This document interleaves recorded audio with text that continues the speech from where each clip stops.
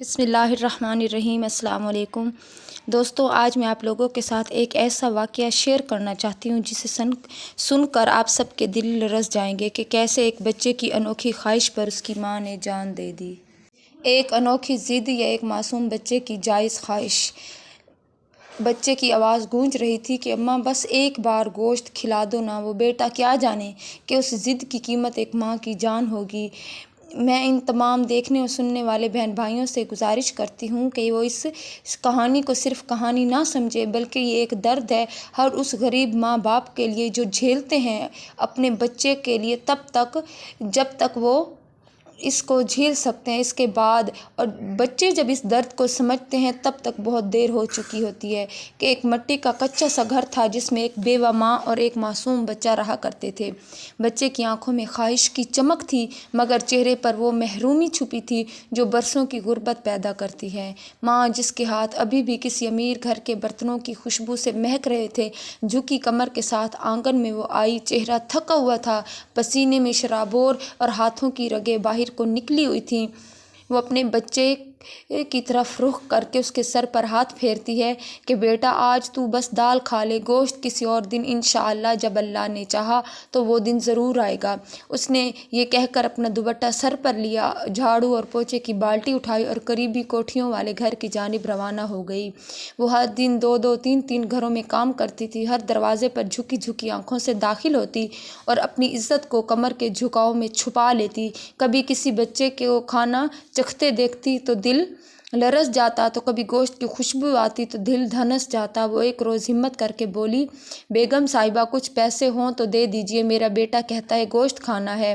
تو وہ کہنے لگی، خاتون بس تمہیں تو مانگنا آتا ہے، جاؤ چلو اپنا کام کرو، زبان مت چلاؤ۔ اس معصوم ماں کی آنکھوں میں نمی آ گئی۔ وہ چپ چاپ پوچھا لگاتی رہی اور دل میں کہتی رہی، یا اللہ میرے بیٹے کی یہ ضد پوری کر دے۔ جب شام کو گھر آئی، ہاتھوں میں آلو اور دال، ایک پراٹھا۔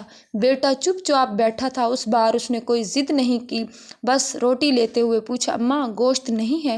ماں نے سر جھکا کر کہا، نہیں مگر دال میں بہت ذائقہ ہے، دیکھو تو۔ بیٹے نے نوالہ منہ میں رکھا، پھر کمزوری اور مسلسل کام نے اس ماں کے جسم کو توڑ دیا تھا۔ ایک دن ایسا آیا کہ وہ بستر سے اٹھ ہی نہ سکی۔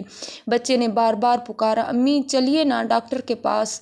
لیکن ماں نے ہلکی آواز میں کہا، بیٹا اگر مجھے کچھ ہو گیا تو پھر بھی تو گوشت ضرور کھا لینا، مگر اپنی کمائی سے۔ یہ کہتے کہتے ماں نے بیٹے کی طرف آخری بار دیکھا اور پھر وہ ہمیشہ کے لیے خاموش ہو گئی۔ پڑوس والوں نے کچھ پیسے جمع کر کے کفن دفن کا بندوبست کیا۔ بچہ سب کے بیچوں بیچ خاموش کھڑا تھا، جیسے اب اسے یہ بات سمجھ آ گئی تھی۔ قبر پر مٹی ڈالنے کے بعد وقت پڑ لگا کر اڑتا گیا اور وہ معصوم بچہ بڑا ہو گیا، مگر اب وہ کبھی کسی 5 اسٹار ہوٹل میں بھی جاتا تو صرف سبزی اور دال کھاتا۔ جب کوئی پوچھتا تو بس اتنا کہتا، بس میری ماں نے کہا تھا بیٹا آج کے دن دال اور سبزی کھا لے۔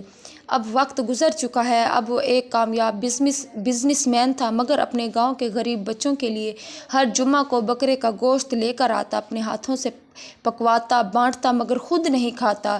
ایک دن ایک بچہ اس نوجوان کو دیکھ کر بولا، انکل آپ خود کیوں نہیں کھاتے؟ کیا آپ کو گوشت پسند نہیں؟ وہ لمحہ عجیب سا تھا، جیسے وہ بچہ اس کے اندر کے پرانے بچے کو پہچان گیا ہو۔ وہ خاموشی سے گوشت کی پلیٹ سامنے رکھ کر بیٹھ گیا اور ماں کی تصویر کو گھنٹوں دیکھتا رہا۔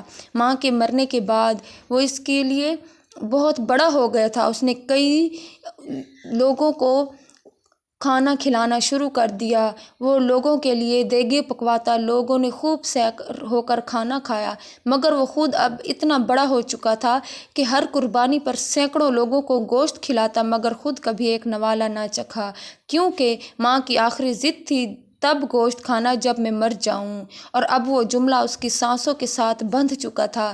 آج بھی جب گوشت دیکھتا تو بس اتنا کہتا، امی تم ہوتی تو ایک نوالہ میرے منہ میں ڈال دیتی، لیکن آج تم موجود نہیں ہو۔